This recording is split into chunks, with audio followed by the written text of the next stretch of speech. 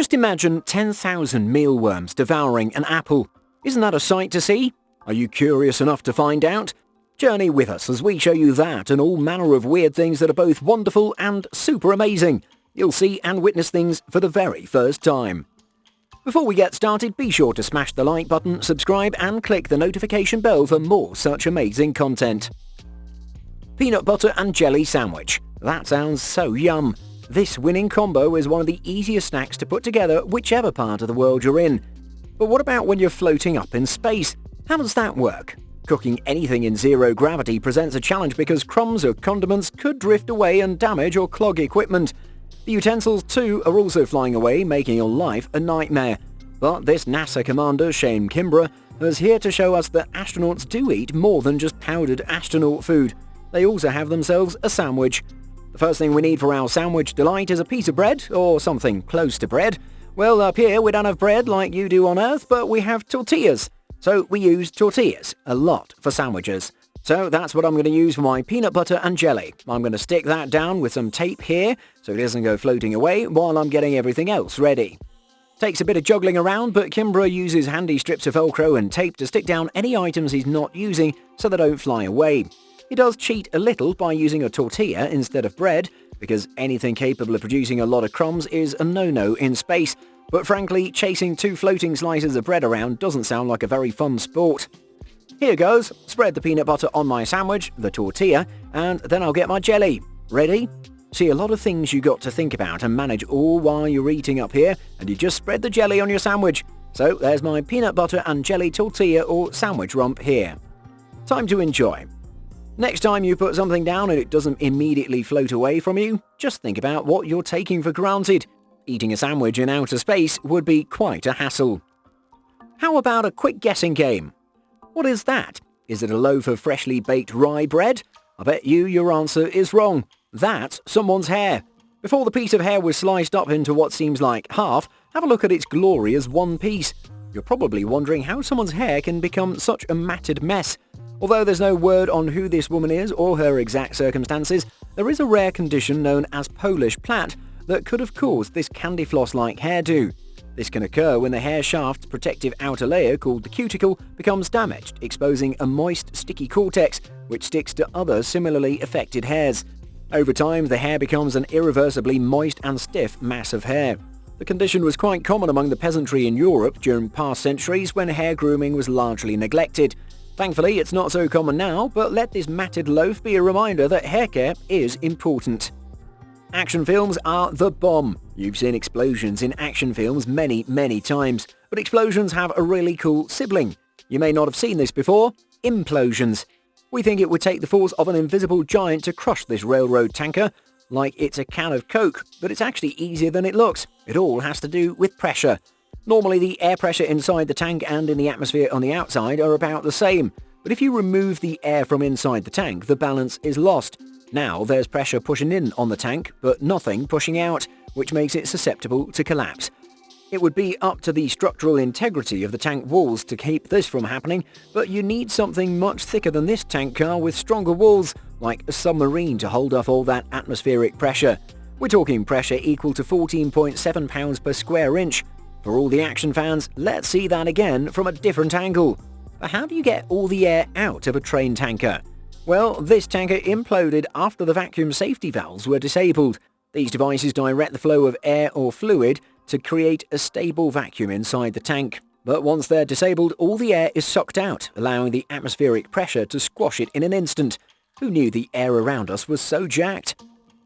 There's nothing like a nice relaxing bath after a hot day at the office, but this Madagascan hedgehog is taking a bath of a very different kind.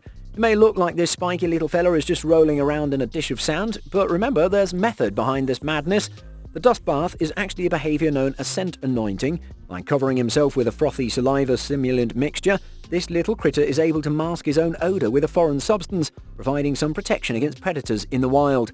This natural behavior could also serve as a grooming purpose by conditioning the skin and spines and maybe even killing parasites. Doesn't it look like he's having fun? Do you have green thumbs? A lover of plants? This plant will scare you. Plants are mostly pretty harmless, but there's one plant that can certainly make life less than comfortable if you mess with it: the jumping collar. As you can see, this type of cactus from the genus Cylinder, a Puentechia, is capable of causing a whole world of pain. This deceptively fluffy-looking cactus's habitat ranges from the southern USA to Mexico, South America and some Caribbean islands. It gets the nickname jumping collar because of the way it seems to literally jump onto anyone unfortunate enough to brush past it. The many segments of the cactus just separate extremely easily, which means people often don't realize they've been attacked and wrongly conclude that the plant must have jumped instead. Once the 1-inch long spines have stuck in your skin, it's best to try and use a tool to remove them rather than your hands like the woman in this clip, because their barbs can become further embedded or even stick to your fingers. Luckily, this particular victim, who goes by the name Classy Flowers on YouTube, managed to free herself from the plant's spiky clutches. Anyone else think Crocs probably aren't the most appropriate footwear for a desert hike? The argument of the century: the chicken or the egg? We may never know for certain, but in 2018, Chinese students made history by hatching a live chicken outside the egg. The science behind this shellless hatching is surprisingly simple. An egg will be hatched with or without its shell, if the right conditions are met, but such conditions can be hard to achieve. As explained by Li Zhendong, a biology professor at China Agricultural University, the shell acts as the egg's shield against fungus, while providing additional calcium for the baby chicken hatching. A chicken outside the shell is almost like saving a baby after a premature birth. It requires the perfect conditions and a lot of careful monitoring. First, the contents of the egg are emptied into a plastic pouch, filled with calcium and distilled water, designed to create an environment similar to that of inside the egg. The pouch is then placed in a cup, sealed and put into an incubator under close observation for around 21 days. Within 2 days, the heart begins to form, followed by blood vessels, eyes and more. The chick continues to take shape until feathers and feet begin to form around the end of the second week. Eventually, around the 20-day mark, the fully formed chick needs more oxygen and enters the membrane with its beak. Finally, the chick wakes up inside the cup and is ready to enter the big outside world. It's probably thinking, how on earth did I get in here?